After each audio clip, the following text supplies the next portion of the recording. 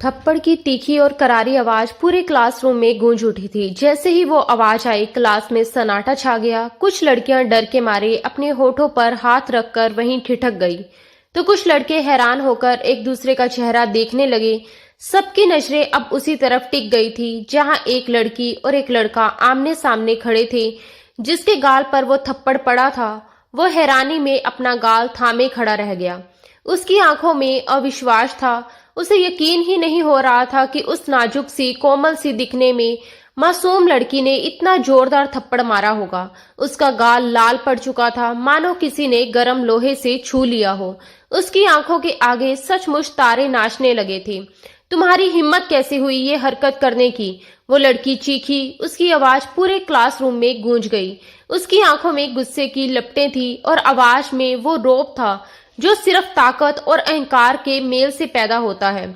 जानते भी हो तुमने किससे टक्कर ली है? ये आवाज किसी और की नहीं बल्कि शहर के सबसे बड़े बिजनेसमैन विजय शर्मा की बेटी की है। वो तमतमाते हुए उसके पास आई और उसके सीने पर जोर से धक्का दिया। लड़का एकदम पीछे हट गया, पर उसने खुद को संभाला और कांपती आवाज में बोला, मैंने ऐसा कुछ नहीं किया। ये सब तुम्हारी गलतफहमी है। मैंने कोई गलती नहीं की। नीरज की आवाज में सच्चाई थी, पर सामने खड़ी अंकिता शर्मा पर इसका कोई असर नहीं पड़ा। वो उसके शब्दों को अनसुना कर रही थी। गलतफहमी? मुझे बेवकूफ समझ रखा है क्या? उसने तड़प कर कहा। उसकी आंखें और भी फैल गई। क्या मेरे माथे पर पागल लिखा हुआ है? वो चिल्लाई और झटके से उसका कॉलर पकड़ लिया। पूरी क्लास थंब होकर दोनों को देख रही थी। किसी के चेहरे पर हैरानी थी, किसी के होठों पर दबा हुआ सा मुस्कान, लेकिन नीरज के भीतर खोलता हुआ खून साफ दिख रहा था। वो चाहता तो एक पल में जवाब दे सकता था, मगर उसके अंदर की परवरिश ने उसे रोक लिया। उसने हमेशा औरतों की इज्जत करना सीखा था और आज भी वही संस्कार उसे संभाल रहे थे। उसने गहरी सांस ली और बहुत शांति से कहा, अंकिता, तुम गलत समझ रही हो। मैं ऐसा इंसान नहीं हूं। तुम जो सोच रही हो वैसा कुछ हुआ ही नहीं। लेकिन अंकिता अब किसी की नहीं सुनने वाली थी। चुप रहो। वो और पास आई, उसका कॉलर और कसकर पकड़ लिया। नजरें नीची रखो जब मुझसे बात करो। जानते नहीं मैं कौन हूँ? मैं विजय शर्मा की बेटी हूँ। उसके शब्दों में घमंड की तलवार थी। तुम जैसे कीड़े मकोड़ों को तो मैं अपने पैर की जूती से मसल कर रख दूं। तुम हो कौन? तुम्हारी औकात क्या है? तुम्हारे घर वालों का नाम तक कोई नहीं जानता। तुम तो अपनी फैमिली को इंट्रोड्यूस कराते हुए भी 100 बार सोचते हो, और तुम्हें लगता है कि मैं तुम्हारे जैसे किसी इंसान के साथ रिलेशनशिप में रहूंगी? मुझे तुम्हारे जैसे लोगों से नफरत है। तुमसे बात करना तो बहुत दूर की बात है। मैं तुम्हारा चेहरा तक देखना पसंद नहीं करती। अंकिता की गोर रंगत गुस्से में टमाटर की तरह लाल हो गई थी। उसकी आंखों से मानो चिंगारियां निकल रही थी। उसकी हर सांस में अहंकार और गुस्सा भरा था। नीरज अब तक चुप था, पर उसके सब्र का बांध टूटने लगा था। उसने शांत लेकिन ठंडी आवाज में कहा, देखो अंकिता, अब तुम हद पार कर रही हो। जब मैंने कुछ किया ही नहीं तो मैं क्यों तुम्हारी बेबुनियादी बातें सुनूं? और अगर फिर भी मैं चुप हूं तो वो सिर्फ मेरा बड़प्पन है। मैं तुम्हारी इज्जत करता हूं, इसलिए तुम्हारे सामने खड़ा हूं। लेकिन तुम इस बात का गलत फायदा नहीं उठा सकती। याद रखना, जब कोई इंसान तुम्हें इज्जत देता है तो तुम्हारा भी फर्ज बनता है कि तुम उसकी उतनी ही इज्जत करो। हाय इज्जत, माय फुट। तुम उस काबिल नहीं कि तुमसे इज्जत से बात की जाए। और जो तुमने उन स्टूडेंट्स को जाकर कहा कि हमारा चक्कर चल रहा है, अब जाकर वही उन्हें बता दो कि मेरा तुमसे कोई रिश्ता नहीं है, वरना। अंकिता ने एक उंगली उठाकर उसे चेतावनी दी। नीरज गुस्से से 2 कदम आगे बढ़ा और उसकी उंगली को अपनी मुट्ठी में दबोचकर जोर से नीचे की ओर झुका दिया। वरना क्या करोगी? उसने ठंडे स्वर में पूछा। जब मैंने किसी से ये बात जोड़कर नहीं कही तो मैं अपनी सफाई क्यों दूं? नीरज कटाक्ष से बोला। अगर तुम्हें इतनी परेशानी है तो जाकर एक एक करके सबको बताओ कि तुम्हारा नीरज रघुवंशी से कोई रिश्ता नहीं है। अंकिता की आंखों में खून का उबाला था। मैं तुम्हें बर्बाद कर दूंगी, उसने भयंकर लहजे में कहा। शौक से करो, मैं बर्बाद होने के लिए तैयार हूं। नीरज ने नसाफत भरे अंदाज में कहा और फिर मजाकिया तरीके से पूछा, बताओ तो तुम्हें गुस्सा किस बात पर है? लोग तुम्हारा नाम मेरे नाम के साथ जोड़ रहे हैं, इसीलिए या इसीलिए कि ये खबर झूठी है? धीरे धीरे उसकी आंखों में शरारत उतरने लगी। तुम्हारी औकात नहीं कि तुम अंकिता शर्मा के नाम के साथ खुद को जोड़ सको, उसने घमंडी अदा में कहा। ठीक है, औकात की बात कर रही हो तो मैं तुम्हें अभी दिखा दूंगा। इतना कहते हुए उसने अपना हाथ उसकी कमर में डाल दिया और झटके से खींचते हुए क्लासरूम के पास रखी हुई एक किताब उठा ली। किताब से थोड़ी सी ढाल बनाकर उसने अचानक अंकिता के लाल अनार जैसे होठों को अपने होठों से छू लिया। चुंबन इतनी तड़क भड़ाक और जोश से भरा था कि अंकिता की बड़ी बड़ी आंखें और भी चौड़ी हो उठी। वह छोटी छोटी मुट्ठियों से उसके चौड़े मजबूत कंधों पर हाथ पटकते हुए उसे दूर हटाने की कोशिश करने लगी, पर हट्टी और कड़ा बॉडी बिल्डर नीरज रघुवंशी कहाँ इतनी आसानी से छूटने वाला था। क्लास में एकदम सन्नाटा छा गया। किसी ने उम्मीद भी नहीं की थी कि नीरज ऐसा करेगा। कुछ ही पल बाद नीरज पीछे हट गया। अंकिता के नाजुक होठों से खून की एक छोटी बूंद झलक पड़ी। अपमान और आहत महसूस करते हुए उसकी आंखों में आंसू भर आए। वह आगे बढ़कर नीरज के मुंह पर एक और जोरदार थप्पड़ मारती है। तुम्हें इस गलती की ऐसी सजा मिलेगी कि तुम पूरी जिंदगी नहीं भूलोगे। नीरज ने थप्पड़ को नजरअंदाज किया। उसने अपने होठों पर लगी खून की बूंद चाट ली और उसी उंगली को धीरे से अपने होठों से दबा लिया। तुम्हारे शब्द जितने कड़वे उतने ही अंदर से मीठे और लुभावने हैं। वह एक आंख दबाकर धीरे से उसके कान से सरगोशी कर गया और क्लासरूम से बाहर निकल गया। अंकिता ने गुस्से से पूरे क्लास पर एक नजर डाली। सभी अपनी नजरें नीचे कर बैठे थे। किसी की भी हिम्मत नहीं थी कि वे अंकिता शर्मा से पंगा लें। पांव पटकते हुए वह क्लासरूम से बाहर चली गई। बाहर आकर उसने मोबाइल निकाला और पापा का नंबर डायल किया, लेकिन कुछ सोचकर वह रुक गई। उसके होठों पर एक जहरीली मुस्कान आ गई। पापा से सजा दिलवाने में अब मजा नहीं आएगा नीरज रघुवंशी, सजा तो तुम्हें मैं दूंगी। कुछ सोचते हुए उसने डायल कट कर दिया और फिर अपने दोस्त मुकेश को कॉल करने लगी। उसने दूसरी घंटी पर ही फोन उठा लिया था। मुकेश, मुझे तुमसे एक बहुत जरूरी काम है। धीरे धीरे वह मुकेश को अपना प्लान समझाने लगी। मुकेश ने मुस्कुराकर कहा, तुम्हारा काम हो जाएगा। ठीक है, तुम सारा सामान तैयार रखना। मैं यूनिवर्सिटी से लौटते ही तुमसे सामान लेकर घर जाऊंगी और कल उस नीरज का अच्छे से गेम बजाऊंगी। पूरी क्लास के सामने मुझे बेइज्जत किया गया है ना, अब देखना उसी क्लास के सामने उसकी इज्जत का फालूदा कैसे निकालती हूँ। गुस्से से होंठ सिकोड़े हुए उसने अपने खतरनाक प्लान को अंजाम देने का पक्का इरादा कर लिया था। अगला दिन बाकी दिनों जैसा ही था, लेकिन आज अंकिता समय से पहले ही यूनिवर्सिटी पहुंच चुकी थी, क्योंकि आज उसे नीरज से अपनी बेइज्जती का बदला लेना था। जब नीरज क्लासरूम में दाखिल हुआ और सामने बैठी अंकिता को देखकर एक पल के लिए ठिठक सा गया। वह पहले कभी समय पर क्लास अटेंड नहीं करती थी, पर आज सब कुछ उल्टा था। अपना सीट झटकते हुए वह अपनी सीट की ओर बढ़ गया। नीरज के साथ बैठे मुकेश ने उसे एक आंख मारी और फिर होशियारी से नीरज के बैग की जिप खोलकर उसमें कुछ सामान डाल दिया। थोड़ी ही देर में राजकुमार सर क्लासरूम में दाखिल हुए। कल मैंने तुम लोगों को कुछ असाइनमेंट पूरे करने के लिए दिए थे, उन्हें मेरे डेस्क पर जमा करो, राजकुमार सर ने कहा। धीरे धीरे सभी स्टूडेंट्स ने अपने अपने असाइनमेंट सर को दे दिए। सर एक एक करके असाइनमेंट चेक करने लगे और जैसे ही नीरज की बारी आई, उन्होंने उसका असाइनमेंट उठाकर चेक किया तो उसमें से कुछ तस्वीरें फिसलकर जमीन पर गिर गई। सर ने उन्हें उठाकर देखा तो उनका चेहरा एकदम कठोर हो गया। वे तस्वीरें अश्लील थी और देखकर सर शर्म से पानी पानी हो उठे। एक झटके में वे नीरज के पास पहुंचे, उसका कॉलर पकड़कर खड़ा कर दिया और उसके गाल पर जोरदार थप्पड़ जड़ दिया। ये सब क्या है नीरज? तुम यहाँ पढ़ने आते हो या ये गंदगी फैलाने? राजकुमार सर गुस्से में तस्वीरें हाथ में लेकर सवाल कर रहे थे। सारे स्टूडेंट्स स्तंभ थे। किसी को यकीन नहीं हो रहा था कि नीरज ऐसा कर सकता है। नीरज तो एक सीधा साधा और बेहद अच्छे चरित्र का लड़का था, जिसने आज तक किसी लड़की की तरफ गलत नजर तक नहीं डाली थी। फिर इतनी घटिया हरकत वह कैसे कर सकता था? किसी को विश्वास नहीं हो रहा था। सर, मुझे नहीं पता ये तस्वीरें मेरे असाइनमेंट में कैसे आई। सच में मुझे कुछ भी नहीं मालूम। नीरज ने सफाई देने की कोशिश की।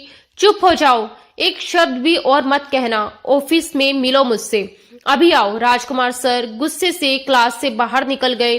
अंकिता के होठों पर एक हल्की मगर संतोष भरी मुस्कान थी। नीरज ने उसके लबों की वह मुस्कान देखी तो एक पल में ही सब कुछ समझ गया। वह उसके पास गया, लेकिन उससे पहले ही अंकिता बोल पड़ी, चलो अब प्रिंसिपल के ऑफिस में जाकर अपनी सफाइयां देते रहो, लेकिन मुझे पता है तुम खुद को साबित नहीं कर पाओगे। नीरज ने अपने सीने पर बाजू बांधे, गहरी सांस ली और सामने खड़ी उस तूफान जैसी लड़की को देखा जो ना जाने क्यों उससे इतनी नफरत करती थी। मैं खुद को साबित करना भी नहीं चाहता अंकिता, क्योंकि मुझे पता है कि मैं गलत नहीं हूँ। वक्त खुद ही सबके सामने सच ला देगा, लेकिन तुमने जो ये घटिया हरकत की है ना, उस पर तुम्हें शर्म आनी चाहिए। नीरज ने शांत स्वर में कहा। अंकिता का चेहरा गुस्से से लाल हो उठा। उसने तिल मिलाते हुए कहा, शर्म तो तुम्हें आनी चाहिए जब कल तुमने मुझे छूने की हिम्मत की थी। अभी तो ये सिर्फ एक छोटा सा ट्रेलर था, पूरी फिल्म तो अभी बाकी है। सपने देख रहे हो ना मेरे साथ रिश्ता जोड़कर रातों रात अमीर बनने के? कान खोलकर सुन लो, तुम मेरे पैर की धूल के बराबर भी नहीं हो। नीरज की नजरों में ठंडापन था, लेकिन लहजे में एक चुभन थी। पर फिर इसने थोड़ा रुककर अफसोस से कहा, तुम जितनी खूबसूरत हो उतनी ही घमंडी भी। अगर तुम थोड़ी नरम दिल होती तो तुम्हारी खूबसूरती में 4 चांद लग जाते। पहले मैं तुम्हें बाकी लड़कियों से अलग समझता था, सोचता था तुम में दिमाग भी है, लेकिन नहीं। तुम भी उन्हीं बिगड़ी हुई अमीर लड़कियों जैसी हो जो अपने बाप की दौलत पर घमंड करती है। वह एक कदम और आगे बढ़ा और दृढ़ स्वर में बोला, ये बात सच है अंकिता कि मैंने कभी तुम्हें गलत नजर से नहीं देखा, लेकिन अब जब तुमने इतने बड़े बड़े बोल दिए हैं तो मैं भी साफ साफ कह देता हूँ, मैं नीरज रघुवंशी सबके सामने वादा करता हूँ कि 2 महीनों के अंदर मैं इस लड़की से शादी करूंगा। ये मेरी बीवी बनकर मेरे घर आएगी और मैं तुम सबको अपनी शादी पर दावत भी दूंगा। अंकिता गुस्से से कांप उठी। तुम्हारी हिम्मत कैसे हुई ये बकवास करने की? मैं तुम जैसे गरीब और 2 कौड़ी के लड़के से मरकर भी शादी नहीं करूंगी। नीरज ने होठों पर एक तीखी मुस्कान लाते हुए कहा, शादी तो तुम्हें मुझसे ही करनी पड़ेगी। अंकिता शर्मा। उसकी नजरें अंकिता के नरम गुलाबी होठों पर टिक गई। कल की बात याद आते ही अंकिता का खून गुस्से से खौलने लगा। वह 2 कदम आगे बढ़ी और थप्पड़ मारने के लिए हाथ उठाया, लेकिन नीरज ने उसका हाथ बीच में ही रोक लिया। वह उसकी आंखों में सीधा देखते हुए बोला, तुम्हें बहुत शौक है ना मेरे माँ बाप और मेरी फैमिली के बारे में जानने का, तो ठीक है, तुम्हारी ये ख्वाहिश भी मैं बहुत जल्द पूरी कर दूंगा, तुम्हें उनकी बहू बनाकर। और जहां तक मेरे परिवार का सवाल है, तुम सब लोग प्रिंसिपल साहब से भी पूछ सकते हो। इतना कहकर नीरज लंबे लंबे कदमों से वहां से निकल गया। अंकिता गुस्से से कांपती रही। मुठ्ठियां भींचकर गहरी सांसें लेती हुई वह उसे दूर तक जाते हुए देखती रह गई। नीरज का दोस्त विवेक दीवार के सहारे चुपचाप हाथ बांधे खड़ा था, होठों पर एक हल्की मुस्कान के लिए वह सामने खड़ी उस तेज तरार लड़की को गौर से देख रहा था। अब वह लड़की नीरज रघुवंशी के निशाने पर थी और विवेक जानता था कि अब उसे कोई नहीं बचा सकता। बस यही सोचकर उसके मन में एक पल को अंकिता के लिए तरस सा उमड़ आया। वह थोड़ा आगे बढ़ा और धीमे स्वर में बोला, गलती कर दी तुमने नीरज रघुवंशी से उलझकर। अगर उससे ना उलझती तो तुम्हारी जिंदगी में सुकून रहता, लेकिन अब जब गलती कर ही ली है तो उसकी सजा भी भुगतनी पड़ेगी। वैसे तुम्हारी एक गलतफहमी दूर कर दूं, यूनिवर्सिटी में ये बात नीरज ने नहीं फैलाई कि तुम उसकी गर्लफ्रेंड हो। शायद कुछ ऐसे स्टूडेंट्स हो जो तुमसे या उससे जलते हो। बस तुम दोनों को बदनाम करने के लिए उन्होंने ये अफवाह उड़ाई होगी, लेकिन तुमने बिना सोचे समझे नीरज से दुश्मनी मोल ले ली। अब बस भगवान से दुआ करो कि तुम्हारी जिंदगी में कोई मुसीबत ना आए, या फिर मेरी मानो अभी भी वक्त है, जाकर नीरज से माफी मांग लो। वो बहुत अच्छा इंसान है, तुम्हें माफ कर देगा, वरना बात अब बहुत आगे बढ़ चुकी है और अब तुम्हें कोई नहीं बचा पाएगा। अंकिता हैरानी और गुस्से से उसे देखती रह गई। वह फटी नजरों से बोली, आर यू मैड? क्या तुम्हारा दिमाग खराब हो गया है? कैसी उल्टी सीधी बातें कर रहे हो तुम? माफी तो उसे मुझसे मांगनी चाहिए और तुम कह रहे हो कि मैं उससे माफी मांगू? उस दो कौड़ी के नीरज से इम्पॉसिबल। विवेक ने गहरी सांस लेते हुए गंभीरता से कहा, अंकिता, मैं तुम्हारी भलाई के लिए कह रहा हूँ। तुमने उसके डायलॉग नहीं सुने? वो यूं ही इतनी बड़ी बातें कहकर नहीं गया। कुछ तो है उसके आत्मविश्वास में। कसम से ऐसा कॉन्फिडेंस बहुत कम लोगों में होता है। जो वो कहकर गया है वो बिल्कुल सच भी हो सकता है। कमरे में एक पल के लिए सन्नाटा छा गया। अंकिता उसकी बात सुनकर ठिठक गई, फिर भौहें चढ़ाकर बोली, तो तुम्हारा मतलब ये है कि उसका खानदान मेरे खानदान से बड़ा है? यानी वो मेरे पापा से भी ज्यादा अमीर है? विवेक ने शांत स्वर में कहा। अंकिता, सॉरी टू से, बट हाँ, ऐसा ही है। नीरज ने कभी अपनी फैमिली का रुतबा किसी के सामने नहीं दिखाया, क्योंकि वो चाहता है कि लोग उसे उसके काम से पहचाने, ना कि उसके पापा की दौलत से। उसके पापा एक बहुत बड़ी मल्टीनेशनल कंपनी के ओनर हैं। इसके अलावा उनकी 8 कंपनियां हैं जो इंडिया से लेकर अमेरिका तक चलती हैं। तुम्हारे पापा के पास सिर्फ 2 कंपनियां हैं मिस अंकिता, लेकिन नीरज के पापा के पास 8, और वो सब बेहद मशहूर हैं। शायद उनके कुछ नाम तुमने भी सुने होंगे। विवेक थोड़ा रुककर बोला, वो झूठ नहीं बोलता। अगर उसने कहा है कि उसने ये अफवाह नहीं फैलाई तो तुम्हें उसकी बात पर भरोसा करना चाहिए था, मगर अब तुमने खुद अपनी शामत बुला ली है। तो मेरी प्यारी सी बहन, अब अपने आप को दिमागी तौर पर तैयार कर लो, क्योंकि नीरज अब चुप बैठने वालों में से नहीं है। तुमने सबके सामने उसका कॉलर पकड़ा, उसे अपमानित किया, फिर भी उसने संयम रखा, प्यार से बात की। तुम्हारी जगह कोई और लड़की होती तो शायद वो उसका मुंह तोड़ देता। इतने में पीछे से किसी लड़की ने मजाक में कहा, वाह यार, उसकी पर्सनैलिटी तो बिल्कुल हीरो जैसी लगती है। अंकिता ने पलटकर उसे ऐसे घूरा कि वो लड़की तुरंत चुप हो गई। क्लास में दोबारा हलचल शुरू हो गई। सब अपने अपने काम में लग गए, मगर अंकिता का दिल अब तेजी से धड़क रहा था। नीरज की सच्चाई सुनकर उसके अंदर कहीं ना कहीं डर समा गया था। नीरज की धमकी याद आते ही उसके मन में बेचैनी बढ़ने लगी। कहीं वो सच में? फिर खुद से बोली, नहीं, ये सिर्फ एक धमकी है, वो ऐसा कुछ नहीं करेगा। भला शादी कोई गुड्डे गुड्डियों का खेल है क्या, जो वो मुझसे मेरी मर्जी के बिना शादी करेगा? हरगिज नहीं। लेकिन जब छुट्टी के वक्त वह यूनिवर्सिटी के मेन गेट पर पहुंची तो उसका दिल थक से रह गया। उसका ड्राइवर बहादुर आज नहीं आया था। उसकी जगह उसके पापा विजय शर्मा खुद उसे लेने आए थे। और उनके साथ कौन खड़ा? नीरज रघुवंशी था। वह उसके पापा से गले मिल रहा था। दोनों किसी बात पर जोर से हंस रहे थे। अंकिता के कदम लड़खड़ा गए। वह तेजी से आगे बढ़ी और बोली, पापा, आप यहाँ? बहादुर कहाँ है?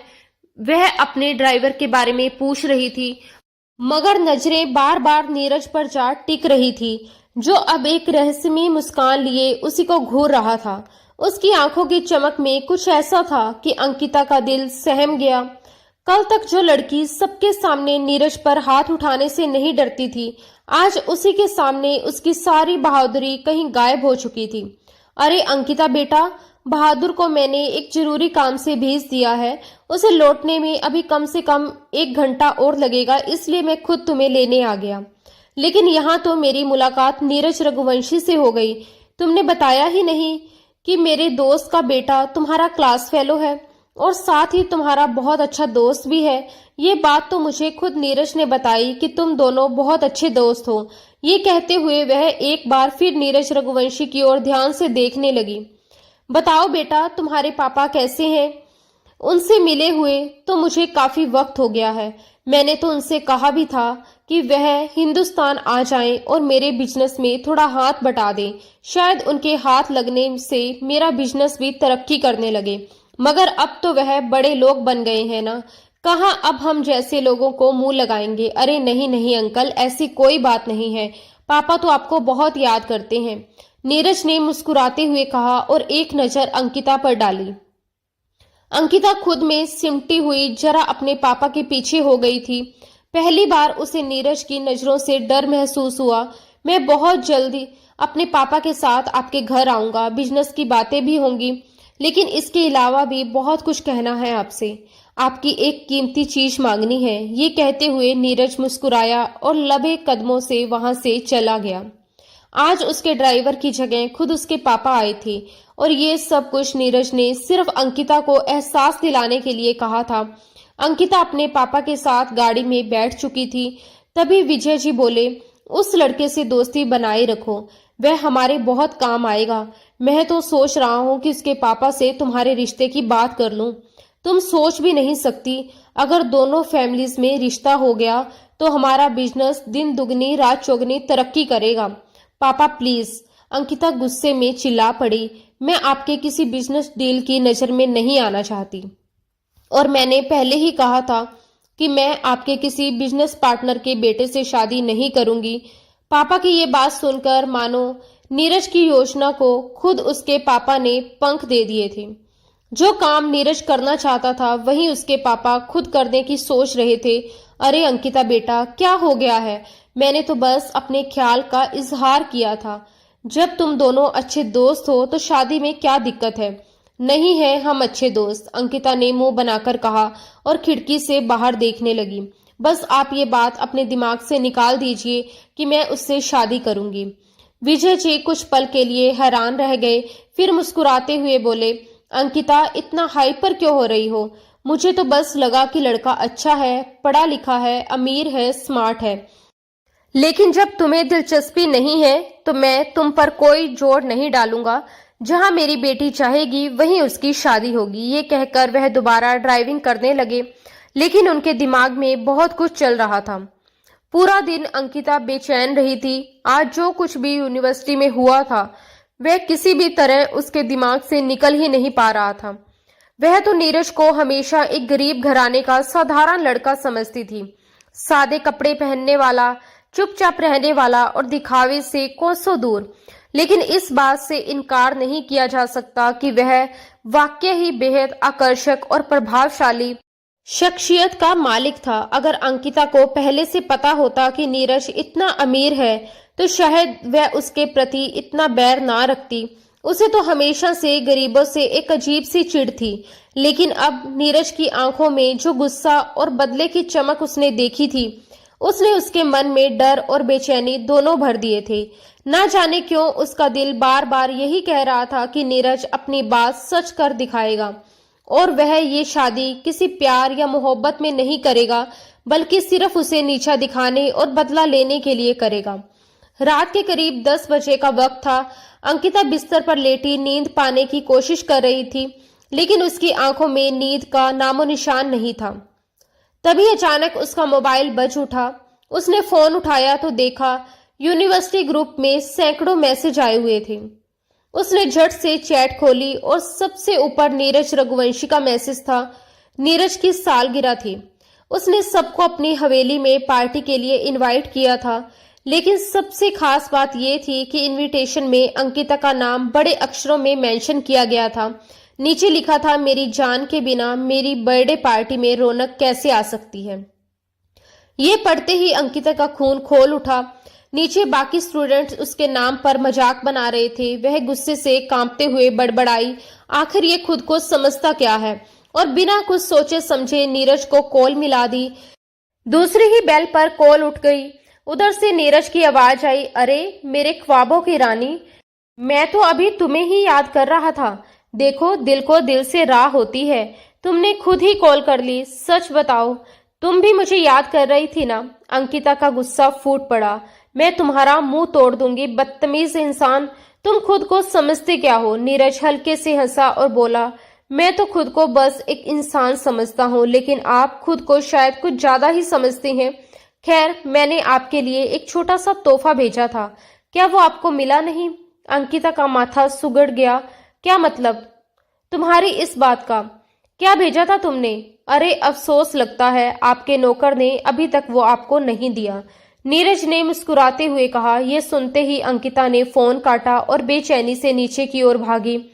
किचन में उसकी माँ नौकरों को सुबह की तैयारी के बारे में बता रही थी। अगले दिन घर में दावत थी, क्योंकि उसके पापा एक बड़े प्रोजेक्ट के सिलसिले में विदेश जा रहे थे। मम्मी, मेरे लिए कुछ आया था क्या? वह हाँफते हुए बोली। माँ ने मुस्कुराते हुए अपने हाथ पोंछे और बोली, अरे बेटा, तुम अभी तक सोई नहीं? वैसे मैं तो अभी तुम्हारे कमरे में ही आने वाली थी। तुम्हारे पापा ने सब कुछ बता दिया, सूरज भाई और उनके बेटे नीरज के बारे में। तुम्हें पता है अंकिता, नीरज रघुवंशी ने तुम्हारे लिए फूलों का एक बड़ा सा गुलदस्ता भेजा है और साथ में ढेर सारी चॉकलेट्स भी भेजी हैं। आरती जी मुस्कुराते हुए बोली, मुझे तो लग रहा है कि नीरज तुम में दिलचस्पी लेने लगा है। कितना अच्छा है ना अगर तुम दोनों की सगाई हो जाए। मम्मा प्लीज, भगवान के लिए बस कर दो, अंकिता झल्ला कर बोली। और किसने उसे ये सब करने की इजाजत दी? उसे क्या लगा वो मुझे गिफ्ट भेजेगा और मैं उसके तोहफे खुशी खुशी स्वीकार कर लूंगी? वो जैसे ही फूल उठाकर डस्टबिन में फेंकने लगी, उसकी माँ ने तुरंत उसका हाथ पकड़ लिया। तुम पागल हो गई हो क्या? उस बच्चे ने इतने प्यार से भेजे हैं और तुम्हें क्या मसला है उससे? मम्मा, वो इंसान मुझे बिल्कुल पसंद नहीं है, अंकिता ने नजरें झुकाते हुए कहा। लेकिन क्यों नहीं पसंद? कोई तो वजह बताओ, आरती जी ने सवाल किया। अंकिता ने होंठ भींच लिए। उसके पास कोई ठोस जवाब नहीं था। असलियत ये थी कि वो नीरज से डरती थी। उसे कुछ भी समझ नहीं आ रहा था, लेकिन उसकी नजरों में कुछ ऐसा था जो उसे बेचैन कर रहा था। फिर वह गुस्से में पैर पटकती हुई अपने कमरे में चली गई और फूलों को नोच नोच कर पूरे कमरे में बिखेर दिया। आरती जी ने अफसोस और गुस्से के मिश्रण से सिर हिलाया। अजीब लड़की है। ऐसी बातों के लिए तो लड़कियां सपने देखती हैं और इसे घर बैठे इतना अच्छा रिश्ता मिल रहा है, फिर भी इसके नखरे खत्म नहीं हो रहे। 2 दिन बाद नीरज रघुवंशी अपने माता पिता के साथ उनके घर आया। वो बड़े आत्मविश्वास से विजय शर्मा के सामने सोफे पर बैठा बातें कर रहा था। उसके चेहरे की मुस्कान और बात करने का अंदाज साफ दिखाई दे रहा था कि वह क्या चाहता है। इधर किचन में अंकिता बार बार अपनी माँ से पूछ रही थी, मम्मा ये यहाँ क्यों आया है? आरती जी झुंझलाकर बोली, अंकिता, ये तुम 10वीं बार पूछ रही हो। कितनी बार बताऊं? वह तुम्हारे रिश्ते की बात करने आया है। वह तुम्हें पसंद करता है और तुमसे शादी करना चाहता है। और ये तुमने क्या पहन रखा है? जरा जाकर कुछ ढंग का पहन लो। अगर उसकी माँ ने देखा तो क्या सोचेगी कि कैसी लापरवाह लड़की है। मम्मा, मुझे किसी के सोचने से कोई फर्क नहीं पड़ता, अंकिता ने रूखे लहजे में कहा और खिड़की की ओर देखने लगी। मैं 90s की लड़कियों की तरह दुपट्टा सर पर डालकर हाथ में चाय की ट्रे लेकर उसके सामने शर्माने नहीं जा रही। वो बुरा सा मुंह बनाकर वहीं किचन की सेल पर बैठ गई, लेकिन अंदर ही अंदर उसका दिल जोर जोर से धड़क रहा था। जो धमकी नीरज ने यूनिवर्सिटी में दी थी, वो अब उसकी आंखों के सामने जीवित सी महसूस हो रही थी। अंकिता को एहसास था कि नीरज अपने कहे हुए हर शब्द को सच में बदलने वाला है। वो डर से सोचने लगी, अगर उसने मुझसे शादी की तो क्या वह मुझसे बदला लेगा? क्या मेरी जिंदगी नरक बना देगा? उसके मन में डर और गुस्से का मिश्रण उमड़ रहा था। अब वो पहले जैसी बेफिक्र और निडर अंकिता नहीं रही थी। नीरज रघुवंशी का नाम सुनते ही उसके दिल की धड़कनें तेज हो जाती थी। तुम मेरी बात मान रही हो या फिर मुझे सख्ती करनी पड़ेगी? आरती जी की आवाज में झुंझुलाहट और चेतावनी दोनों थी। अंकिता ने मुंह बिचकाया और बिना कुछ कहे पांव पटकती हुई अपने कमरे में चली गई। उसने मजबूरी में हल्का फुल्का तैयार होना स्वीकार कर लिया था, लेकिन मन ही मन उसने निश्चय कर लिया था कि वह कुछ ऐसा करेगी जिससे ये रिश्ता बनने से पहले ही टूट जाए। ये ख्याल आते ही उसके दिल को थोड़ी राहत सी महसूस हुई। उसने आसमानी रंग का कुर्ता और सफेद पैंट पहन रखी थी। कंधों पर हल्का सा बड़ा दुपट्टा डालकर बाल खुले छोड़ दिए थे। जैसे ही वो कमरे से बाहर निकली, नीरज रघुवंशी उसे देखता ही रह गया। उसकी नजरें अंकिता से हटना ही भूल गई। कोई शक नहीं था कि वह लड़की बेमिसाल खूबसूरत थी। अंकिता अपने आप पर हमेशा से लापरवाह रहती थी। कभी बालों को जल्दी से पोनी बना लेती, तो कभी उलझे हुए बालों को जूड़े में समेट देती और कई बार तो बस खुला छोड़ देती थी। मेकअप के नाम पर उसके चेहरे पर सिवाय काजल की एक हल्की रेखा के कुछ नहीं होता था। कपड़ों का भी उसे खास ध्यान नहीं था।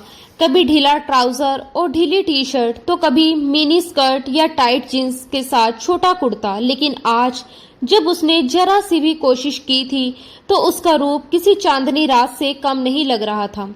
हल्के मेकअप की चमक उसके चेहरे पर निखार ला रही थी और ऊपर से गुस्से में फूला हुआ उसका चेहरा, लाल नाक और चिड़चिड़ी आंखें। नीरज रघुवंशी को उस पर अनायास ही प्यार आने लगा था। रात के खाने के बाद अंकिता लॉन में जाकर खड़ी हो गई। थोड़ी देर बाद नीरज भी उसके बराबर आकर खड़ा हो गया। कैसी हो तुम?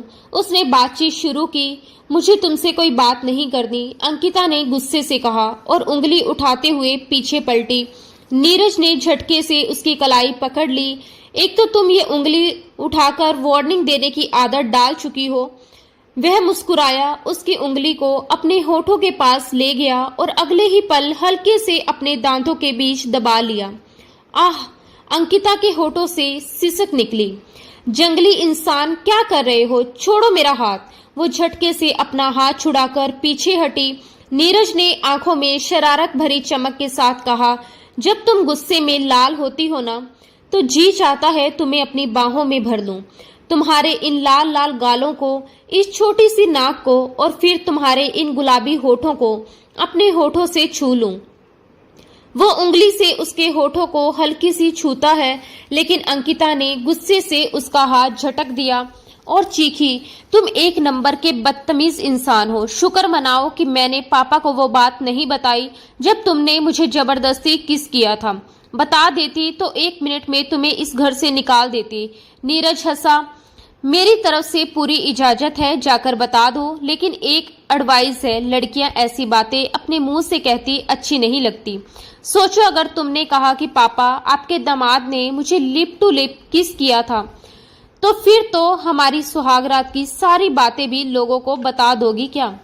वो मुस्कुराते हुए उसके सर पर हल्की चपत मारता है और एक आंख दबाकर शरारत से देखता है। शर्म और गुस्से के मिले जुले भाव से अंकिता का चेहरा लाल हो गया। तुम एक नंबर के ढीठ और बेशर्म इंसान हो। मुझे तुमसे कोई बात नहीं करनी। मुझे भी कोई खास दिलचस्पी नहीं है। नीरज का स्वर अचानक कठोर हो गया। मैं सिर्फ अपनी मम्मी के कहने पर तुम्हारे पास आया हूँ और तुम मुझे ये मत बताओ कि मुझे क्या करना चाहिए और क्या नहीं। बेहतर यही होगा कि अपने काम से काम रखो। वो जो अब तक कोशिश कर रहा था कि बातचीत सामान्य रहे, अब खुद गुस्से में था। आखिर तुम्हें क्या मिलता है इस जिद से? बताओ अंकिता, तुम इतनी जिद्दी क्यों हो? ये जो तुमने जिद पकड़ ली है ना, ये बेकार है। जब मैंने गलती की ही नहीं तो तुमने उसकी सजा मुझे क्यों दी? वो आगे बढ़ा और उसकी आंखों में झांका। मैंने तुमसे कहा था ना कि मैंने वह बात कॉलेज में नहीं फैलाई। शायद ये सब अनुराग का काम है। मुझे नहीं पता कि उसका मेरे साथ क्या झगड़ा है या फिर वो तुम्हारे साथ कोई पुराना हिसाब बराबर करना चाहता है, लेकिन तुम गलत इंसान को सजा दे रही हो अंकिता। अंकिता बस उसे देखती रह गई। गुस्से, हैरानी और डर के मिले जुले भाव उसके चेहरे पर साफ थे।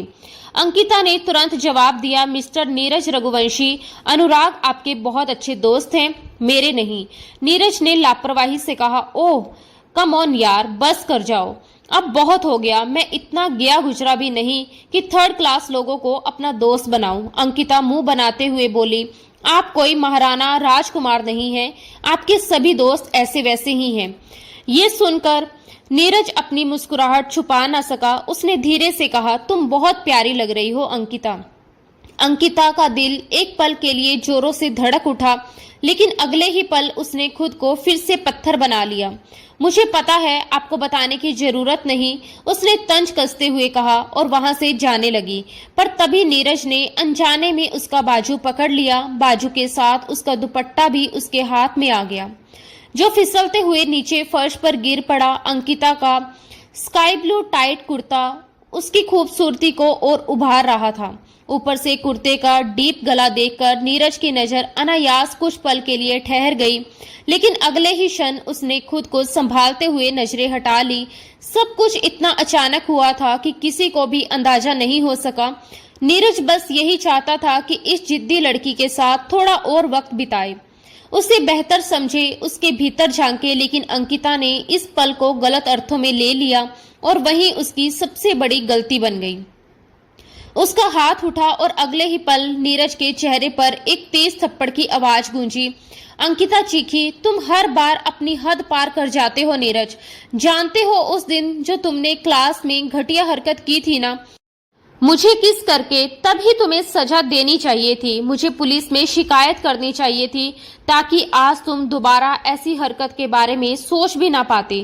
तुम एक नंबर के 3rd क्लास गिरे हुए आदमी हो। अब की बार नीरज ने भी खुद को रोकना छोड़ दिया। उसने उसे कंधों से पकड़ा और लगभग खींचते हुए लॉन के उस कोने में ले गया जहां से उन्हें कोई नहीं देख सकता था। तुम आखिर खुद को समझते क्या हो? वो दांत पीसते हुए बोला। उसकी उंगलियां उसके नाजुक बाजुओं में धंस गई। उसकी आंखों में गुस्से के लपटें जल रही थी जिन्हें देखकर अंकिता घबरा गई। उसकी आंखों में आंसू उतर आए। ये देखकर नीरज अचानक नरम पड़ गया।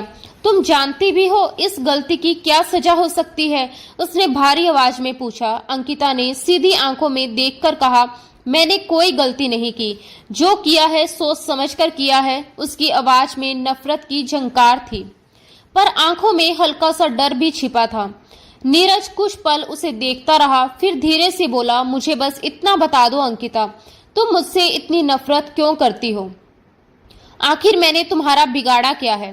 सिर्फ एक वजह बता दो। तुम एक नंबर की घटिया और दरिंदगी भरी सोच वाले इंसान हो नीरज रघुवंशी। मैं तुम्हारी सोच से काफी अच्छी तरह वाकिफ हूँ। अंकिता की आवाज कांप रही थी पर गला ठोस था और नीरज इस बार हैरान सा चुप रह गया। उसने घमंड से कहा, अच्छा तो बताओ, मेरी ऐसी कौन सी हकीकत है? क्योंकि मैं तो अपनी कोई हकीकत ही नहीं जानता। अंकिता ने गहरी सांस ली और आंखों में ठहर कर कहा, मेरे आगे से दूर हो जाओ। मैं तुम्हारी शक्ल भी नहीं देखना चाहती। अपने गंदे हाथ मेरे ऊपर से हटाओ। तुम्हारे वजूद से मुझे घिन आ रही है। ये सब सुन नीरज ने कहा, मैं तब तक तुम्हारे कंधे से हाथ नहीं हटाऊंगा जब तक तुम मुझे ये साफ नहीं बता देती कि आखिर वह कौन सी हकीकत है जिसकी वजह से तुम मुझसे इतनी नफरत करती हो। और मैंने तुम्हारे बारे में क्या ऐसा घटिया किया जो तुम मेरे बारे में ये तरह तरह की बातें सबके सामने फैला रही हो?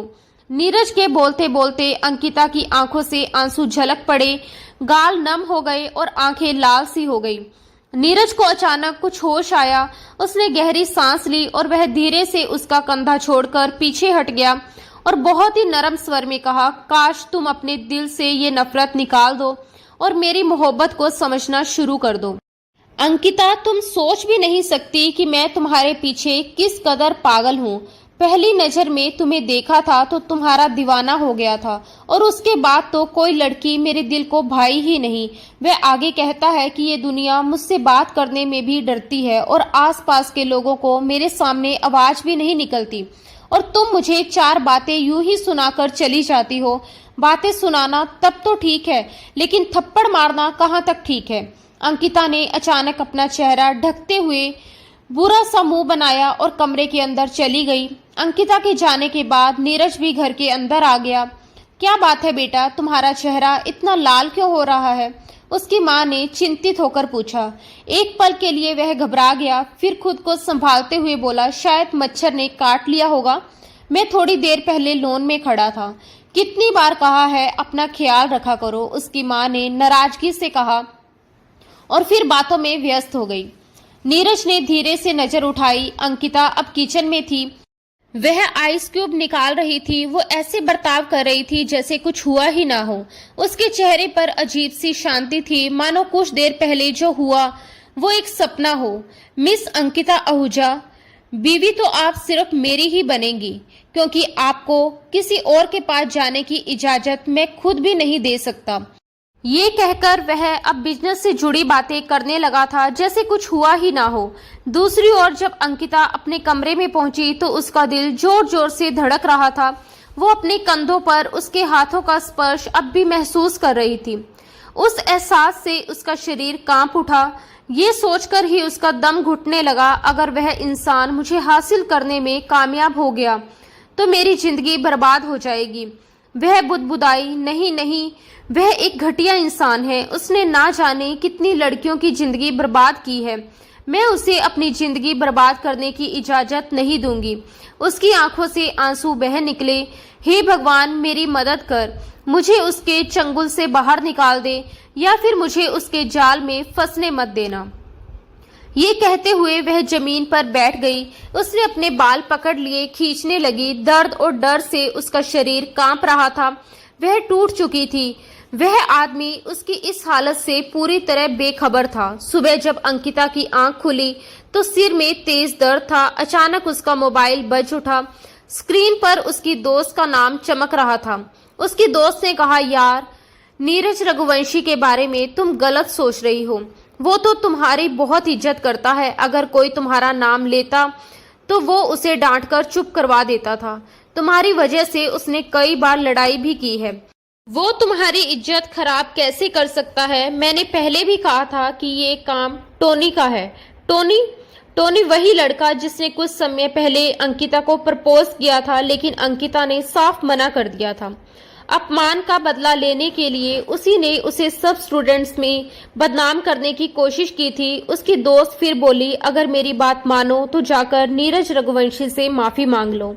अंकिता ने गुस्से से कहा, उससे माफी मांगती है मेरी जूती। चलो मैं मानती हूँ कि उसने अफवाह नहीं फैलाई, लेकिन तुमने देखा नहीं था उस दिन उसने पूरी क्लास के सामने मुझे किस किया था। मैं उसे बिल्कुल भी माफ नहीं करूंगी। मोनिका जोर से हंस पड़ी। वैसे यार, कितना खूबसूरत सीन था वो। अगर मेरे साथ ऐसा होता तो मैं तो उस पर लट्टू हो जाती। एकदम फिल्मी सीन था। इतना जोरदार किस, हाय मैं तो मर जावा। मोनिका ने अपने दिल पर हाथ रखकर मरने की एक्टिंग की। अंकिता फोन की स्क्रीन को घूरती रह गई। उसने झुंझलाकर कहा, तुम मर जाओ मेरी बला से, लेकिन मैं उस इंसान को कभी माफ नहीं कर सकती। मेरे इतने बुरे दिन नहीं आए कि मैं जाकर उससे माफी मांगू। मोनिका ने गहरी सांस ली और कहा, यार अब तुम ज्यादती कर रही हो। पहले गलती तुम्हारी थी, अब तुम्हारा फर्ज बनता है कि तुम जाकर उससे माफी मांगो। अंकिता भड़क उठी। मैंने कुछ भी गलत नहीं किया है। वैसे भी अगर उसका नाम मेरे साथ जुड़ा तो गलती सारी उसकी है। मोनिका ने सिर हिलाया। यार, तुम कितनी अजीब लड़की हो। इसमें उसका क्या कसूर है? उस बेचारे को तो कुछ भी पता नहीं था। क्लास में तुमने ही ऊंची आवाज में चिल्लाना शुरू कर दिया, थप्पड़ मारा, उसका कॉलर पकड़ा और बदले में उसने तो बस तुम्हें एक प्यारा सा किस दिया था। फिर भी तुम उससे नाराज हो। अंकिता ने झुंझुलाकर कहा, तू मेरी सहेली है या उसकी? ऑफ कोर्स तुम्हारी बेस्ट फ्रेंड हूँ और हमेशा तुम्हारा साथ देती हूँ, लेकिन इस बार तुम गलत हो रही हो। बेहतर होगा कि तुम जाकर अपने रवैये के लिए माफी मांग लो। यही तुम्हारे लिए ठीक रहेगा। वैसे भी तुम्हारे और उसके फैमिली टर्म्स अब काफी मजबूत हो गए हैं। अंकिता ने तुरंत जवाब दिया, ऐसा कुछ भी नहीं है। पापा की उन लोगों के साथ बनती है, लेकिन मेरी नहीं। मुझे उससे नफरत है और कल तो मैंने उसे दोबारा थप्पड़ भी मारा था। मोनिका ने माथा पीट लिया। यार, तुम वाकई ही बहुत बेवकूफ लड़की हो। तुम्हें समझाना दुनिया का सबसे मुश्किल काम है। ये कहकर उसने गुस्से में कॉल काट दी। अंकिता ने मुंह बनाया और फिर से लेट गई। आज वह यूनिवर्सिटी नहीं गई थी। उसका दिल नहीं कर रहा था। ऊपर से तबीयत भी ठीक नहीं थी। नाश्ता करते हुए उसका मोबाइल बजा। स्क्रीन पर नीरज रघुवंशी का नाम चमक रहा था। तुम मुझे कहीं दिखाई नहीं दे रही। कहाँ हो? मुझे तुमसे बात करनी है, नीरज ने कहा। यह सुनकर अंकिता का गुस्सा फिर भड़क उठा। उसने बिना कुछ सोचे उसका नंबर ब्लॉक कर दिया। कुछ देर बाद एक अजनबी नंबर से कॉल आई। मेरा मैसेज डिलीवर नहीं हो रहा। तुमने मुझे ब्लॉक किया है या फिर डेटा ऑफ कर दिया है? तुम कितनी ढीठ इंसान हो। अब तुम कुछ ज्यादा ही इगोइस्टिक हो रही हो। बात इतनी बड़ी नहीं है जितनी तुम बना रही हो। अगर तुम कहो तो मैं तुमसे माफी मांगने के लिए भी तैयार हूँ। हालांकि मेरी कोई गलती नहीं थी। अंकिता ठंडी आवाज में कहा। नीरज, मैं जानती हूँ तुम अच्छे होंगे, लेकिन मुझे तुम जरा भी अच्छे नहीं लगते। तुमने पहले मेरी दोस्त की जिंदगी बर्बाद की थी और अब मेरी जिंदगी बर्बाद करने के लिए आए हो। मैं तुम्हें कभी माफ नहीं करूंगी। तुम किस दोस्त की बात कर रही हो? नीरज का वजूद जैसे एक झटका महसूस कर गया।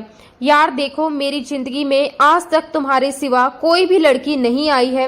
इससे पहले कि वह कुछ और कह पाता, अंकिता ने उसकी कॉल काट दी। इस बार उसने उसकी दोस्त मोनिका को कॉल लगाया और उसे अंकिता की बातों के बारे में पूरी स्थिति बता दी। यार, तुम्हें तो पता है कि उसकी एक फ्रेंड हुआ करती थी ज्योति। उसने मुझे प्रपोज किया था, मगर मैंने तो ज्योति को साफ इनकार कर दिया था और उसे कह दिया था कि मैं उसमें बिल्कुल भी इंटरेस्टेड नहीं हूँ। मोनिका ने कहा, ये तुमने कहा था, लेकिन वह कुछ भी मानती नहीं थी। उसने अंकिता के सामने आंसू बहाए और कहा कि तुमने उसकी जिंदगी बर्बाद कर दी है। ज्योति ने तो यहाँ तक कह दिया था कि वह तुम्हारे बच्चे की माँ बनने वाली थी और तुमने उसका अबॉर्शन करवाया। मोनिका की बातें सुनकर नीरज को एक जोरदार झटका लगा। उसने माथा मसलते हुए कहा, क्या अंकिता ने उसकी सारी बातें मान ली? नीरज की आवाज सदमे में डूबी हुई थी। मोनिका ने गुस्से से कहा, जाहिर सी बात थी कि वह उसकी दोस्त है और अपने दोस्त की बात हर कोई मानता है। नीरज एक लम्हे के लिए खामोश हो गया।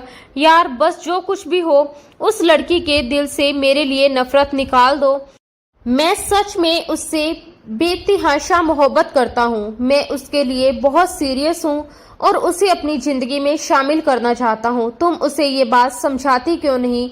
खुद को साबित करते करते मैं अब थक गया हूँ। मैंने हर कोशिश की, हर तरीका अपनाया, लेकिन वह कुछ सुनती ही नहीं। मोनिका ने कहा, मैंने समझाने की पूरी कोशिश की, लेकिन वह कुछ भी सुनती ही नहीं है। जब तक ज्योति खुद इस बात का इकरार नहीं कर लेती, मुझे नहीं लगता कि हम उसे मना सकते हैं। खैर, दफा करो उसे। वह क्या इस दुनिया की आखिरी लड़की है? इसके अलावा भी दुनिया लड़कियों से भरी पड़ी है। तुम अपनी आंखें खोलकर देखो, तुम्हारे आसपास और भी खूबसूरत लड़कियां हैं। तुम्हारे अंदर कौन सी कोई कमी है? तुम एक अमीर बाप के इकलौते बेटे हो, मोनिका ने शरारत भरे अंदाज में कहा और नीरज के धैर्य का इम्तिहान लिया। ये सुनकर नीरज गुस्से में कॉल काट दी। वह उसकी दोस्त से बहस नहीं करना चाहता था। उसे पता था कि पहले भी उसकी दोस्त को इनकार करके वह मुश्किल में फंसा था और अब दोबारा वही गलती करके अपने पांव पर कुल्हाड़ी नहीं मारना चाहता था। नीरज रघुवंशी ने घर जाकर अपने पापा से साफ कह दिया कि वह सिर्फ अंकिता से ही शादी करेगा, किसी और की तरफ आंख भी नहीं उठाएगा। मगर इससे पहले वह अंकिता के साथ एक छोटी सी मीटिंग करना चाहता था ताकि सारी मिसअंडरस्टैंडिंग क्लियर हो जाए, लेकिन अंकिता उसे मौका ही नहीं दे रही थी। अगले दिन उसके पेरेंट्स रिश्ता लेकर आए और सब कुछ डिसाइड भी हो गया। अंकिता के पापा बहुत खुश और उत्साहित थे। वे बरसों से चाहते थे कि अपने दोस्त के साथ मिलकर बिजनेस स्टार्ट करें, लेकिन उन्हें मौका नहीं मिला और उनका दोस्त भी देश से बाहर था। अब हालांकि उन्हें एक बिजनेसमैन दामाद मिल रहा था, इसलिए उन्हें यकीन था कि अपना ये ख्वाब बहुत जल्दी पूरा होगा और उनका बिजनेस पूरी दुनिया में फैल जाएगा। लेकिन दूसरी तरफ अंकिता रो रो कर बुरी हालत में थी। उसने एक ही रट लगाई हुई थी, मैं मर जाऊंगी लेकिन उस इंसान से शादी नहीं करूंगी। वह लूज कैरेक्टर है, धोखेबाज इंसान है। उसकी माँ ने उसे अपने सीने से लगाकर समझाया, मैंने उस लड़के की आंखों में तुम्हारे लिए पसंदगी देखी है। वह वाकई में ही तुमसे बहुत मोहब्बत करता है। वो तुम्हारे लिए अपनी जान भी लुटाता है। तुम क्यों उसे अपनी जिंदगी में शामिल नहीं करती? उसे एक मौका दो। हो सकता है तुम्हारी दोस्त ने तुम्हें सब कुछ झूठ बताया हो, हकीकत में ऐसा कुछ भी नहीं हुआ हो। तुम एक बार ज्योति से बात करके सब कुछ क्लियर कर लो। मगर अंकिता ने एक ही रट लगा रखी थी। उसने सारी क्लास के सामने ये बात जानबूझकर कही थी कि वो अपनी आन को सुकून पहुंचाना चाहता है और इसी वजह से ही वह मेरी जिंदगी में शामिल हो रहा है। मम्मा, मैं उससे शादी नहीं कर सकती, वरना मेरी क्या इज्जत रह जाएगी। सब लोग मुझ पर हंसेंगे और मैं पूरी क्लास के सामने जलील हो जाऊंगी। मैंने उसे पहले ही पूरी क्लास के सामने जलील किया था और अब मुझे डर है कि वह भी मुझे जलील करेगा। मम्मा, अगर उसने पहले ही दिन मुझे तलाक दे दिया तो? डर के मारे उसका बुरा हाल हो रहा था, लेकिन ऐसा कुछ भी नहीं होगा मेरी जान। मुझे नीरज पर पूरा यकीन है। वो बहुत सुलझा हुआ और समझदार लड़का है। वो तुम्हारे साथ किसी भी तरह की जाति नहीं करेगा और ना ही कभी होने देगा। तुम मेरी बात समझने की कोशिश क्यों नहीं कर रही हो? इस बार मम्मा ने उसे अपने सीने से गले लगा लिया। अंकिता और भी ऊंची आवाज में रोने लगी। मम्मा, क्या ऐसा नहीं हो सकता कि आप ये शादी कैंसिल कर दें? उसने रोते हुए पूछा। मम्मा ने उसे ढांढस बंधाया और नहीं बेटा, ऐसा नहीं हो सकता। तुम्हारे पापा बहुत खुश हैं, ये रिश्ता उनकी मर्जी से हो रहा है। तुम्हारे पापा ने तुमसे कभी कुछ नहीं मांगा और वह लड़का भी बहुत अच्छा है। तुम बस उसे एक बार मौका दो। अंकिता ने गहरी सांस ली और बोली, मम्मा मैं बस बहुत हो गया। मैं तुम्हें समझा समझा कर थक चुकी हूँ। अब मैं प्यार से नहीं समझाऊंगी। अगर मुझे तुम्हारे साथ जबरदस्ती करनी पड़ी तो मैं जबरदस्ती भी करूंगी। गुस्से से अपनी बात पूरी करने के बाद वह वहां से चली गई। अगले दिन अंकिता की सास उसके पास आई ताकि उसे बाजार लेकर जा सके। उसकी शादी के लिए जोड़ा खरीदना था और कुछ तैयारियां भी करनी थी, लेकिन अंकिता ने दो टटोक अंदाज में कहा, मुझे कोई दिलचस्पी नहीं है। आप जो कुछ भी लेना चाहती हैं ले लीजिए। सास थोड़ी शर्मिंदा हुई और हल्की सी मुरझा गई, लेकिन अंकिता की मम्मी ने उनसे माफी मांग ली थी। शादी का दिन आ गया था और नीरज बहुत खुश और उत्साहित था। उसने अपने सारे क्लास फेलोज को शादी पर दावत दी थी। अंकिता स्टेज पर बैठी थी कि उसकी एक क्लास फेलो उसके कान में सरगोशी करते हुए बोली, तुमने तो कहा था कि तुम इस आदमी से नफरत करती हो और कभी उसे अपनी जिंदगी में शामिल नहीं करोगी। तुम इस पर थूकना भी पसंद नहीं करोगी और अब तुम इसकी बीवी बन रही हो। क्लास फेलो की बात सुनकर उसका खून गुस्से से उबल उठा और उसे एक बार फिर नीरज पर गुस्सा आया। उसके चेहरे के बदलते हाव भाव देखकर नीरज ने उसके हाथ पर अपना हाथ रखा तो वह गुस्से में उसका हाथ झटक कर साइड की ओर देखने लगी। नीरज ने फुसफुसाकर कहा, यार क्या हो गया है तुम्हें? इस तरह क्यों बर्ताव कर रही हो? सब लोग तुम्हारी तरफ देख रहे हैं। अंकिता ने ठंडी आवाज में कहा, मुझे फर्क नहीं पड़ता। मैंने कहा था कि मैं तुमसे शादी नहीं करूंगी। तुम खुद ही जिद कर रहे थे। अब ये सब कुछ बर्दाश्त भी करो। नीरज बेसाख्ता भगवान से प्रार्थना करता हुआ बोला, हे भगवान, मुझे हिम्मत दे कि मैं इस लड़की को झेल सकूं। नरम आवाज में उसने पूछा, बताओ तुम्हें आखिर इस सब करने से क्या मिलता है? क्या तुम कभी मुस्कुराकर मुझसे बात नहीं कर सकती? अंकिता गुस्से से बोली, तुम इस काबिल ही नहीं हो कि मैं तुमसे मुस्कुराकर बात करूं। सारा हिसाब किताब अब बंद कमरे के अंदर होगा। नीरज ने धीरे से उसके कान में सरगोशी की और अंकिता जी जान से कांप उठी। ना जाने वह उसके साथ क्या करने वाला था। अगर वह उसे पूरी दुनिया के सामने जलील कर देता तो वह क्या करती? ऐसे वहम उसे परेशान कर रहे थे। हे भगवान, मुझे बचा लेना। उसकी सास ने उसे कमरे में ले जाकर बिठा दिया। इससे पहले वह चेंज करने जाती कि कमरे का दरवाजा खुला और नीरज मजबूत कदमों से अंदर आया। देखा अंकिता, मैंने अपना चैलेंज पूरा कर दिखाया। मैंने कहा था ना कि मैं तुमसे शादी करके दिखाऊंगा, और देखो अब तुम मेरी बीवी बन गई हो। उसने गर्व से कहा। अंकिता ने नफरत से सिर उठाकर कहा, तुम मेरे वजूद को हासिल कर लोगे लेकिन कभी भी मेरे दिल तक नहीं पहुंच पाओगे। ये कहकर उसने अपने पीछे से एक कांच का टुकड़ा निकाल लिया। इससे पहले कि वह खुद को चोट पहुंचाती, नीरज ने उसका हाथ बीच में पकड़ लिया। वो खुद को छुड़ाने की कोशिश करने लगी, मगर नीरज ने सख्ती से उसका बाजू पकड़े रखा। नीरज ने कांच का टुकड़ा जोर से जमीन पर फेंक दिया और एक जोरदार थप्पड़ उसके चेहरे पर जड़ दिया। तुम पागल तो नहीं हो गई? ये क्या तमाशा है? तुम्हें क्या लगता है कि तुम जो दिल में आएगा वो कर दोगी और मैं चुपचाप बर्दाश्त कर लूंगा? वह फट पड़ा था। अंकिता अपने चेहरे पर हाथ रखे बेआवाज उसे देख रही थी। तुमने मुझे थप्पड़ मारा? उसने फुसफुसाकर पूछा। हाँ, मैंने मारा, और अगर तुमने फिर से ये गलती की तो मैं और भी मारूंगा। ये कहकर उसने झटके से उसे अपने सीने से लगा लिया। वह फूट फूट कर रोने लगी। तुम बहुत बुरे हो। मैं तुमसे नफरत करती हूँ। तुम मुझसे नफरत करो, लेकिन मेरी जान, खुद को तकलीफ मत पहुंचाना। मैं तुम्हें तकलीफ में नहीं देख सकता। क्या तुम ये समझते नहीं कि मैं तुमसे बेतहाशा प्यार करता हूँ, और ये प्यार मेरे लिए पहले दिन से ही खास है। जब मैंने यूनिवर्सिटी में एडमिशन लिया था और पहले ही दिन तुम्हें देखा, मैं तुम्हारा दीवाना हो गया। उस दिन के बाद मैंने किसी और की तरफ नजर उठाकर भी नहीं देखा। और जहां तक तुम्हारी उस दोस्त का सवाल है, सच कहूं तो मैंने उसे कभी कोई फालतू बात नहीं की। मैं उसकी जिंदगी बर्बाद करने वाला इंसान नहीं हूं।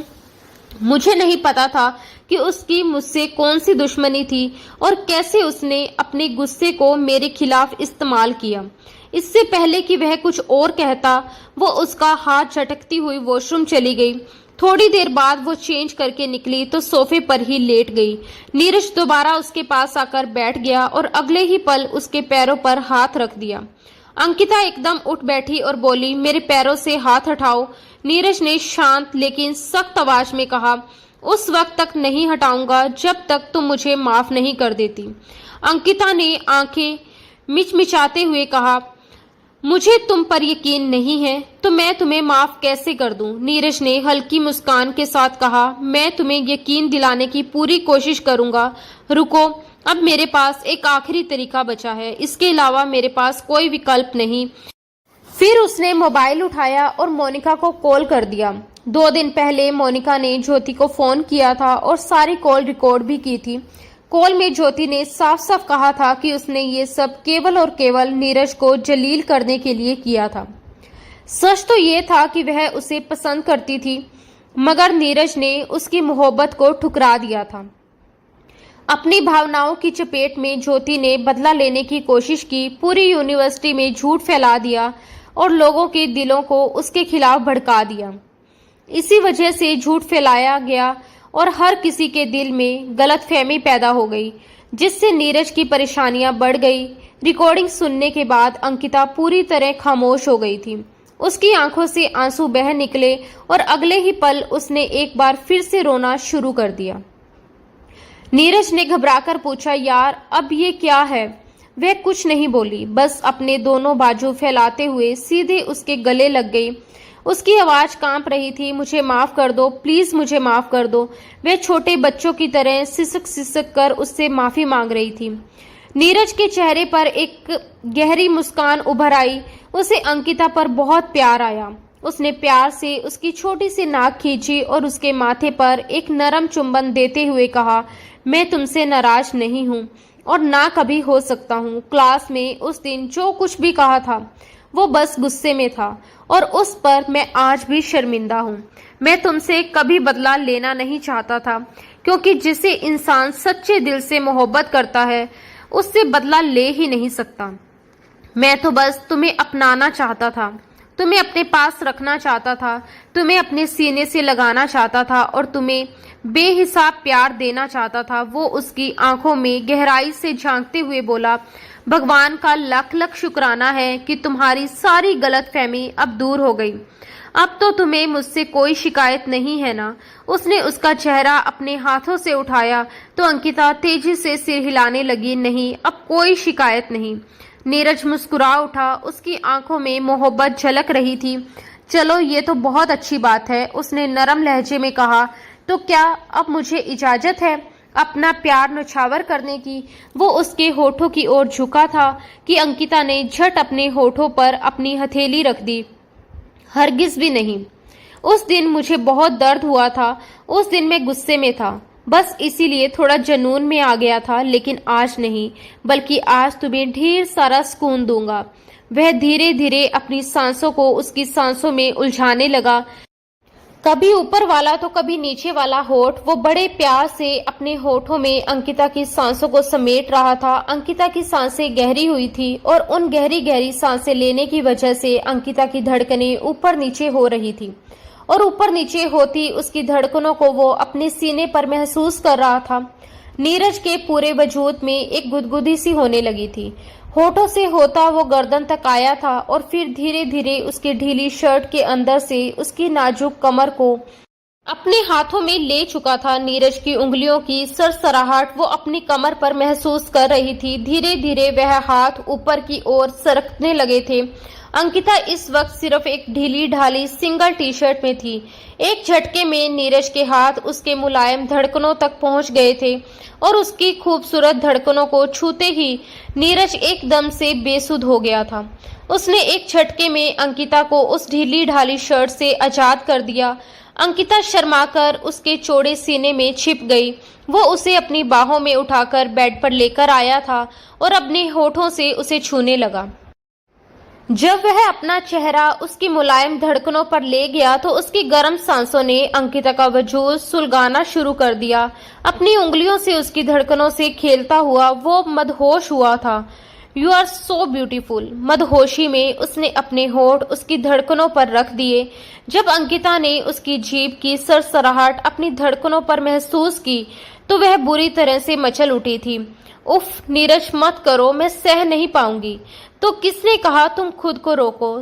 मैं तुम्हारी मदहोशी सिसकियां सुनना चाहता हूँ। वो थोड़ा सा ऊपर होते हुए अपनी लाल खुमार भरी आंखों से अंकिता की आंखों में देखता हुआ बोला था और फिर और भी शिद्दत से उसकी धड़कनों पर शरारतें करने लगा। मचलते हुए अंकिता ने उसकी कमर के चारों ओर अपनी बाहें लपेट ली और अब नीरज की संगत के लिए तड़प रही थी। उसी नीरज के लिए जिसे कभी वह नफरत करती थी, लेकिन आज वह उसके बेहद करीब आना चाहती थी। उस रात नीरज ने पूरी शिद्दत से अंकिता पर अपनी मोहब्बत की बारिश की थी। उसकी एक निगाह, हर एक स्पर्श ऐसा था कि अंकिता खुद को रोक नहीं पा रही थी। ऐसा लग रहा था कि मानो नीरज उसे अपनी रूह का हिस्सा बना लेना चाहता हो। उसकी धड़कनें उसकी धड़कनों में घुल गई थी और हवा में दोनों की खुशबू बस एक दूसरे में घुली हुई थी। अगली सुबह ने उन दोनों के लिए एक बेहद खूबसूरत एहसास लेकर आई थी। ऐसा एहसास जो उनके रिश्तों की गहराई को और भी निखार रहा था। नीरज के माँ बाप ने अंकिता का स्वागत बेहद प्यार और स्नेह से किया। उनकी मुस्कानें और उनके हाथों की देखभाल दोनों ने अंकिता को ऐसा महसूस करवाया कि वह उनके परिवार का हिस्सा बन चुकी है। उन्होंने उसकी पसंद का नाश्ता बनाया और खुद अपने हाथों से उसे खिलाया। अंकिता इस स्नेह और अपनापन को देखकर शर्म से लाल हो गई। उसे एहसास हुआ कि वह नीरज के परिवार को लेकर कितनी गलतफहमी में थी। ये दिन सच में उसके लिए खास बन गया। दोनों एक दूसरे की नजर से कभी ओझल नहीं होते थे।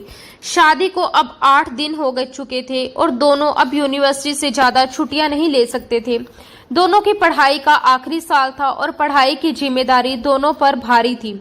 लेकिन अंकिता ने अचानक पढ़ाई छोड़ने की बात कह दी, जिससे नीरज का गुस्सा फूट पड़ा। उसने गंभीर और प्यार भरे स्वर में कहा, अपनी पढ़ाई पूरी करो वरना मैं तुमसे बात नहीं करूंगा। अंकिता नीरज की नाराजगी को सहते हुए अपने निचले होठ को कतरते हुए आंखों में आंसू लिए धीरे से बोली, मुझसे नाराज होने की धमकी मत दिया करो नीरज, मेरी जान निकल जाएगी। उसके शब्दों में डर और प्यार दोनों झलक रहे थे। नीरज उसे देखकर तड़प उठा। उसके आंसू पोंछते हुए उसे अपनी बाहों में कसकर भर लिया। उसका दिल एक दूसरे की धड़कनों के साथ तालमेल बिठाने लगा। 8 दिन की छुट्टी के बाद दोनों साथ साथ यूनिवर्सिटी पहुंचे। रास्ते में उनकी हर छोटी छोटी मुलाकात में मुस्कान और प्यार झलक रहा था। उनके दोस्त और सहपाठी उनकी खूब खिंचाई भी कर रहे थे, लेकिन नीरज ने हर बार धैर्य और प्यार से उन्हें संभाल लिया। नीरज का अंकिता के लिए इतना प्यार देखकर सभी लोग बस ठंडी आहें भर रहे थे और दिल से उनकी जोड़ी को सराह रहे थे। अंकिता उसे प्यार भरी नजरों से देखती हुई सोच रही थी, क्या उसकी जिंदगी में इतने रंग होते अगर वह जिद करके नीरज से शादी करने से इनकार कर देती। शायद नीरज के बिना उसकी जिंदगी बेरंग और अधूरी होती। दोस्तों, आज की हमारी ये कहानी आपको कैसी लगी? अपने दिल की बात कमेंट बॉक्स में जरूर साझा करें। अगर कहानी ने आपका दिल छू लिया हो तो प्लीज एक लाइक जरूर कर दें। रोजाना एक नई रोमांटिक और दिलकश कहानी के लिए हमारे चैनल को सब्सक्राइब करना ना भूलें। तो मिलते हैं दोस्तों अगली कहानी में, जहां रोमांस और एहसासों का जादू आपके दिल को फिर से छू जाएगा। धन्यवाद दोस्तों। राधे राधे।